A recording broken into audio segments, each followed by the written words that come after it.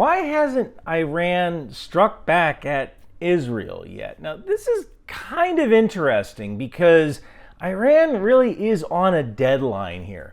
It's only going to take a finite amount of time to load rockets onto launchers, or to load these rockets onto the TELs, or transport erector launchers. But for every day that Iran delays attacking Israel, that's another day that American carrier strike groups that are on their way to the Middle East have to cover that distance. So for every day that Iran delays, it makes the consequences of actually launching worse. So I can think of two options here. The first option is that Iran doesn't actually intend to strike anybody, or perhaps they're trying to get all their proxies in place to have their proxies actually perform some kind of strike against Israel.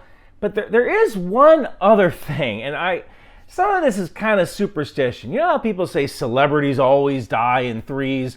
Well, there's this holiday called Tish B'av, and I'm probably pronouncing that wrong, but I'm sure a lot of my Israeli fans will let me know in the comments how wrong I am. But Tisha B'av is basically the 9th of Av, and Av is a certain month in the Jewish calendar, or I guess the Hebrew calendar. And what's kind of interesting is that Tish B'av it's a day when a lot of bad things happen. A number of disasters in Jewish history happened on that day. Supposedly the first temple was destroyed, so was the second temple.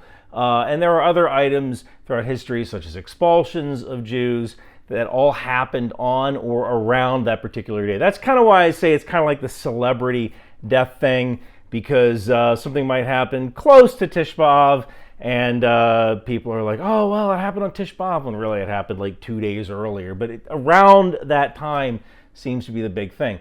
So the question is, would Iran actually wait for that day to launch some sort of attack? And I think that the answer might actually be yes, because there might be some sort of psychological factor in executing a devastating attack on that particular day.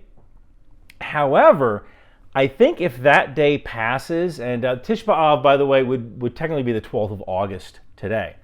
So I think if the 12th of August passes, the likelihood of Iran actually launching an attack will be a lot lower, because they sort of missed their window, and American carrier strike groups will just be too close, and it will just be too dangerous for them to do anything. And honestly, this would be the ideal outcome. Yes, Israel struck a high-ranking non-state actor inside of Iran, and that's very embarrassing. But do you know what else is embarrassing?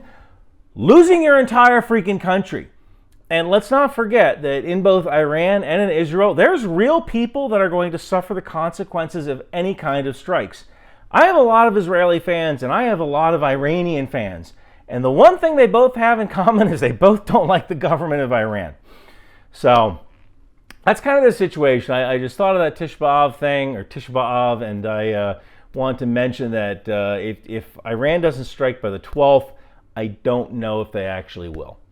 I am still in Las Vegas right now. I'm probably going to make some content with Jake Bro in a couple of hours. We're going to go to lunch and do some stuff. As of right now, Ukrainian forces are 40 kilometers inside of Russia right now, moving toward what either might be Kursk or a little to the left of Kursk, and now I think they're up to 8 brigades. So that is it seems like every time I go away, something happens. But hopefully I'll be back home by Tish B'av, so inshallah nothing will happen. Thank you guys so much for watching.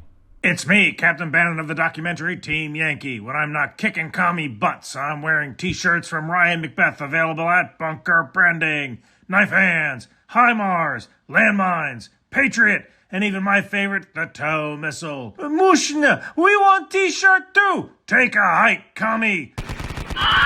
So come on down to Bunker Branding and take a stand for what's really important about America. Capitalism.